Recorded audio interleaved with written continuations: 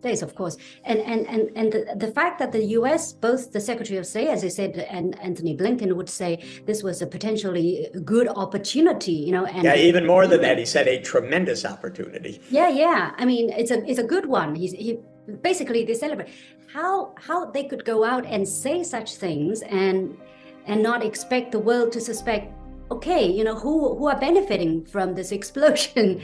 Are they smart? Are they too smart, or are they too stupid to make such public statements? These statements are horrible statements. What's sad is that they play to American politicians. You did not have an uproar in the United States after these statements were made, but we should have. And the sad fact is it's not even whether it's owned by Russia or owned by Germany. Those facts matter. But it's even more general than that.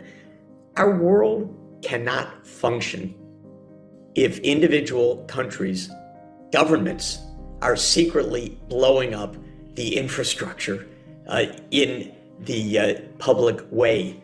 We depend on submarine cables for internet, for the functioning of our economies, for power, for gas transmission, for many, many things. And what's absolutely vital if we're going to succeed in fighting climate change, for example, is we're going to need trans-boundary, cross-national transmission of electricity made by renewable energy, for example. But if countries get the idea, I can't afford to rely on a long-distance transmission line, somebody may blow it up. What kind of world are we going to be in? We're not going to be able to carry out any of the things we want to carry out if we have so much destroyed international trust.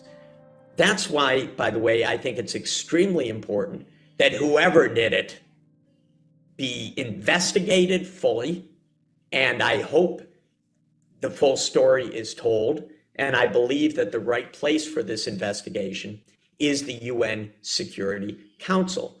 And if one country says, no investigation, that would be pretty odd. So let's see if that happens, because that could happen. That could happen. It's funny, but it's really sad if you think about it.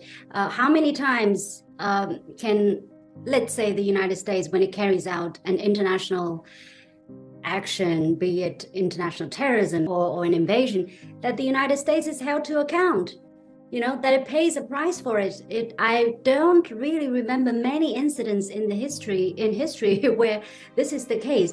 Are you optimistic that there is going to be some kind of serious investigation where a transparent investigation can be carried out and the real culprits can be brought to the fore and held accountable? Is that going to happen at all? Because we are talking about the most powerful country, one who is willing to use force or whatever means necessary to benefit, to serve its own political or whatever benefits.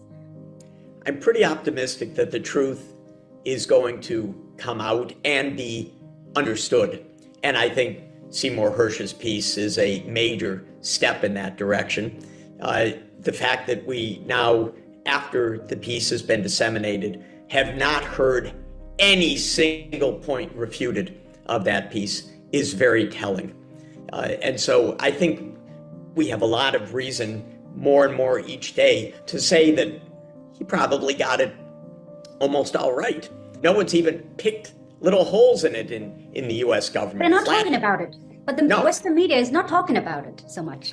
Well, one of the weirdest things is that our supposed major press, like the New York Times, as far as I know, has not even mentioned this Hersh story once. That's a disgrace. And this is part of what America believes right now, what the American government believes is, if we say something, it's not going to be discussed, and that's going to be the end of it. But the rest of the world isn't following that.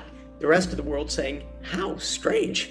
This is really strange. We need to hear something more from the US. You can't just deny it. You must know something about this, yes? Oh, you haven't looked into it? You don't know anything about it?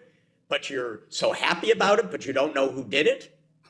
Come on. No, nobody would believe any of this for a moment. And so I'm pretty confident that in this case, the truth is coming out more and more. Maybe somebody in the Swedish government will leak what they know, or someone in Norway or Germany. Lots of people know what's going on right now. Lots of people. Somebody more will talk, and more will find out, most likely, that what Seymour Hersh has written is basically correct.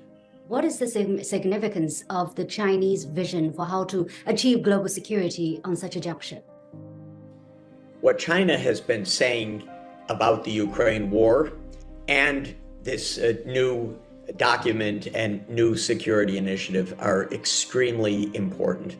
China recognized from the very start that there were true security interests on both sides, Ukraine and Russia, that need to be observed in order for this war to end, and that they can be observed, that they should be reflected and respected through dialogue and negotiation, and that continued war and escalation was dangerous, devastating for Ukraine, and unnecessary. The principles that China has put forward, in my mind, are correct. China understood that this was a war that has underlying political provocations. In my opinion, the U.S. intention to enlarge its military alliance, NATO, to Ukraine and to Georgia, crossed an essential Russian red line, and in my view, an understandable Russian red line. The United States participated in the overthrow of a duly elected constitutional president of Ukraine in February 2014. We're actually not at the first anniversary of this war, we're at the 9th anniversary of this war, because the war started with the overthrow of Viktor Yanukovych, and then fighting broke out. Russia also then took Crimea. The fighting in the Donbass broke out. NATO, especially the United States, sent massive amounts of armaments to Ukraine. And so we're in the 9th year of escalation. And what China has been very clear about, I must say, all through this, and China has had good relations with Ukraine and good relations with Russia. It's not on one side or another. It has said that there is underlying politics and that the security interests of both sides need to be respected. I believe that that's the case as well. I have said, not only from the first day of this invasion a year ago, or even for the years since 2014, NATO should not enlarge to Ukraine and Georgia, because that is a security red line of Russia that is understandable, and that if this were in a U.S. context of a foreign power making military alliances along the U.S. border, I guarantee the reaction would not be a happy or pleasant one. And so we should have prudence, wisdom, judgment, common sense to back off from war. But instead we don't. We just have total finger pointing, no dialogue at all. Biden has not picked up the phone to speak with Putin since the war started. That is remarkable, because the whole world suffers from this war, and the two should be speaking. And not speaking to a camera, just making public remarks, but speaking about how to end the conflict without further escalation and further devastation of Ukraine. So I am hoping that China, India, Brazil, Indonesia, South Africa, other major countries that are saying, stop escalating. You're killing Ukraine, literally. And at the same time, you're threatening the whole world, that the voices of leading countries that are not in this conflict will push the United States and Russia to negotiation and to understand each other's red lines, which has been a missing factor all along. Mutual respect and prudence will keep us safe. We are also approaching the 20th anniversary of the launch of the US invasion of Iraq. 20 years later, after the invasion, Iraq is still in a very volatile state. I mean, the country proves to be much more difficult to be rebuilt than to destroy a government, than to destroy a regime. There are many different theories as to why the United States went into Iraq. Nevertheless, they went in using crook means, basically. You know, the excuse, the pretense was notorious by now. 20 years later, how do you look at that? And how do you think the United States has achieved what they said they wanted to achieve, which is to bring freedom and promote democracy to Iraq and Middle East? The Iraq War was a disaster, and it was first and foremost a disaster for Iraq. It was a disaster and tragedy for the United States. Trillions of dollars of money and lives wasted for nothing but destruction. And it was so predictable. In fact, I did predict it, and many others did as well. I remember listening to our then Secretary of State testifying in the UN Security Council, Colin Powell, and I knew this was not true. You could listen carefully with an experienced ear and know this was not the evidence on which to base a war. I remember being on U.S. television that evening in a roundtable. There were 6 of us. 5 were very enthusiastic about the war about to begin. And I said, these are false pretenses. And the interviewer looked me in the eye. Are you saying the Secretary of State is not telling the truth? And I said, yes, I am saying that. Wow. This is not right.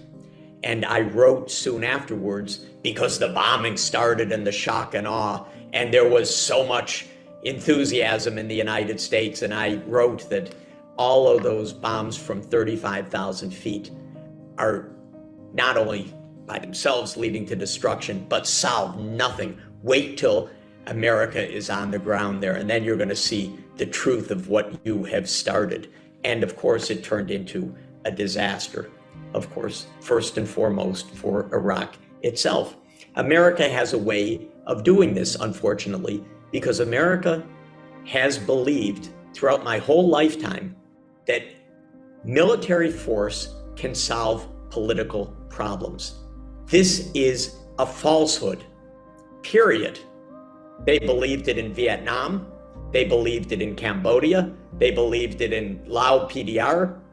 They believed it in Nicaragua. They believed it in Iraq twice. How is that? What is in the American gene? What is in the American culture that they have this trait of bombing the hell out of a place and hoping that the local people are going to like them, are going to like what they have to offer. Meanwhile, they have a lot of problems at home, which are broadcast live all over the world. It is a tragedy. It is, to use an old expression that is completely inadequate to your question, when a person has a hammer, they think everything is a nail. So the U.S. has a hammer. There's no doubt it's got a big military. And it thinks that it can pound on the head of anyone and get a solution. And it never works. I'm 68 years old. I've been through all of these wars, massive failures, one after another, debacles, trillions of dollars wasted, so many people killed. But I also know, it's sorry to say, America, with these 2 oceans that separated from the rest of the world, knows very little about the places that they arm or that they bomb. They know nothing about the geography, the history, the background, the culture. And so this also adds to the debacles, unfortunately, because how can you occupy Afghanistan, by the way, 20 years, spend $1 trillion, and leave the place completely, totally broken? That takes a special kind of ignorance. But that's what we had for the last 20 years. Many thanks.